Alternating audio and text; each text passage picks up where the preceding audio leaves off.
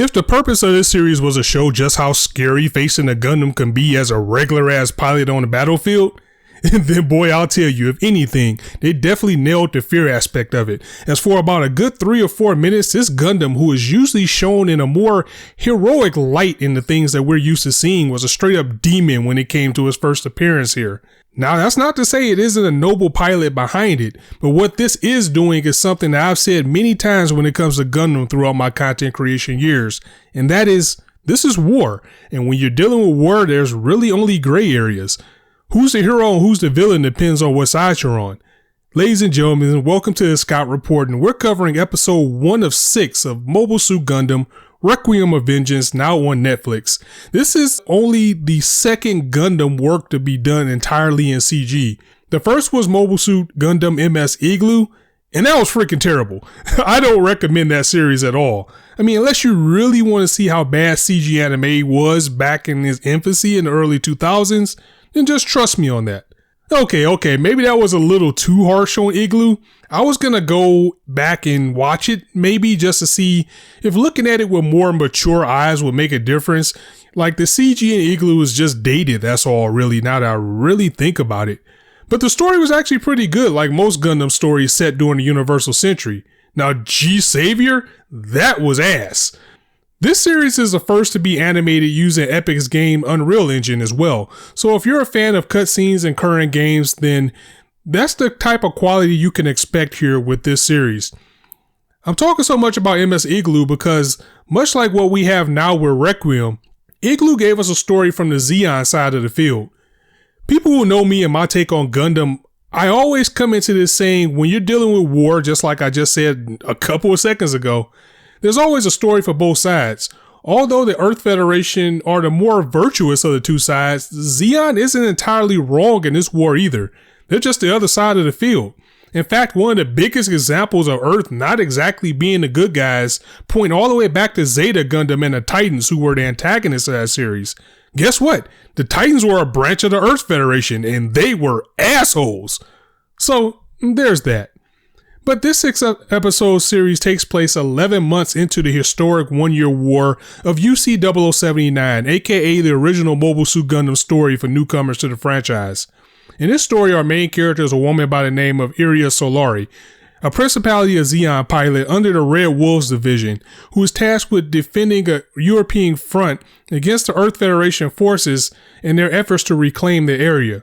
Although having a female lead in this series is not a first in the franchise, it's kind of rare as there's only been about 2 other stories that were adapted in anime where we have a female lead, which is 0080 War in the Pocket, and most recently The Witch from Mercury. I also like to point out, as an African American, it was good to see some representation in this series, as there's a few brothers in the main cast, and they actually don't look like silly or anything. They look like actual people, which was a complaint many moons ago. But so that was cool too. Another thing I like about the series is that we will spend time with a group that are more like grunts of war versus following someone who has the ultimate weapon of a Gundam on their side. Iria and her team are out here just in regular Zaku suits, so when they do eventually come across a Gundam, it's not an easy task for them.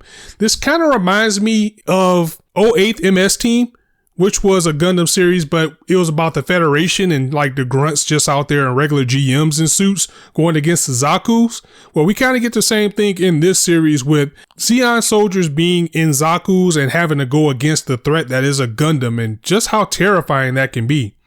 I've been seeing a lot of criticism on the voice acting, but I watched this sub, so it wasn't an issue for me. I've also seen a few digs about the animation quality, but what I don't understand is, we can watch video game cutscenes all day, but anime always has to be top of the line. To me, visuals are what I expected it to be. I had pretty much no expectations of this being beyond the quality of a video game cutscene.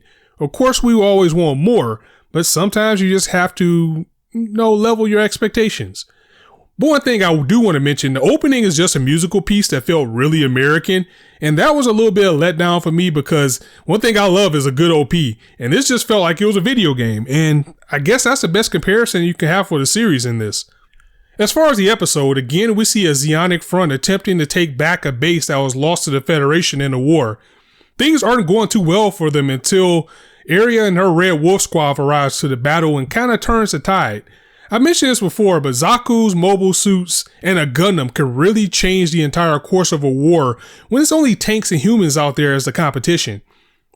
With that being said, the infamous Red Wolf Squad makes light work of the Federation forces, and at hand, they reclaim their base. So it's a victory for the Zakus. So, they take this time to kick back, relax a little bit, and because we're dealing with Zeon, we get to see how the soldiers on their side of the field feel about the Zakus. To them, they're a marvel. They're a thing of beauty, much like how the Earth Federation view a Gundam. But nothing is a Gundam. And once again, this series shows you that in spades. As we see when one Gundam hits the field, which is a prototype, it's a brand new ball game being played out here. I mean, a majority of the episode was downtime with the Red Wolves as they enjoyed their victory, enjoying some Earth bourbon, saying, that's a little bit different from space. And we get a little bit of exposition from the Zeon side of the war as well. As Space Noids, which are humans who have migrated to space, they deal with a lot of hate and prejudice from the Earthlings. And this is mostly why we are at war in Gundam to begin with, if you think about it. But in the midst of all this, Captain Solari feels that maybe this victory was a little bit too easy, even for them. Come to find out that her intuition was totally right, because as soon as the clock hit midnight, they found that they were in the middle of a Federation trap. And explosions filled the base, and this is where we get the biggest point of the episode, because now they're face to face with a prototype Gundam that brought straight up hell to their doorstep. I mean, the Red Wolf Squad was just literally outgunned by this machine. I mean, it has a beam rifle. That thing was one-shotting them. It had the beam saber. And as an audience, we are usually seeing Gundam being a hero, but this was just a straight up demon with how he was taking out this Red Wolf Squad. And that's kind of the point. I mean, the movement, the agility, and the weapons of a Gundam is just too much for a regular grunt, unless you're like some type of ace. But if you're not, how the hell do you stop this thing if you straight up shoot it with a bazooka and it just keeps coming after you? I mean, we got beam weapons, we got an iconic Gundam kick, and honestly, I'm surprised any of the Red Wolves made it out of this. The way this was going in the end, I was thinking maybe this is where the title comes from, because, I mean, it would make sense if, the Red Wolves got wiped out and only the captain was left, so now she has to avenge her team. We'll have to find out in episode 2, because we do get left in a cliffhanger with this Gundam just menacing over Solari, just looking at her. One thing I was confused about, and I'm interested to see if they're actually going this direction, is that when the Gundam was in the area, Solari started to get a headache and we heard a familiar sound. So I wonder if they're actually going to make her a new type. So, yeah, that's another thing in the Gundam mythos. If you're new to Gundam and what new types are generally people who are evolved, their senses and everything are evolved when they migrated to space.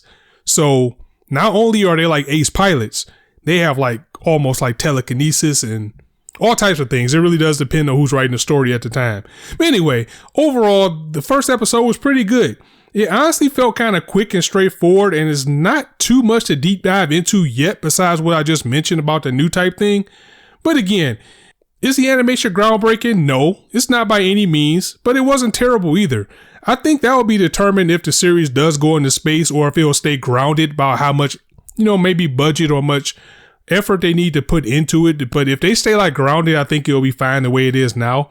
And as I said before as well, I figured this would kind of be like the Zeon version of 08th MS Team. That's pretty much all I can ask for. So we'll be covering all 6 episodes of this series no matter what, because I'm a Gundam guy. So if it's anything that I will bring to the people, it's the content that I started this channel with as a franchise. So we're in for a long haul no matter how long it takes, because it might take a little bit for me to get through all six episodes and make content for it, on top of also covering Dan to Dan and Rama. I mean, come on, I'm a little bit rusty. I haven't been a consecutive content creator for about 3 or 4 years now, so it's going to take a bit to get back into this. But anyway, let me know what you thought of episode 1 in the comments below, and I'm going to go ahead and get up out of here. As I always say, if you like the video, go ahead and drop it a like, and if you want to hear more, go ahead and hit that subscribe button, and I'll catch you guys with the next video. And as I always say, you guys can be anywhere on YouTube right now, but you chose to listen to me. And I really appreciate that, so thanks for stopping by. On that note, it's your boy Scott signing out. See you soon.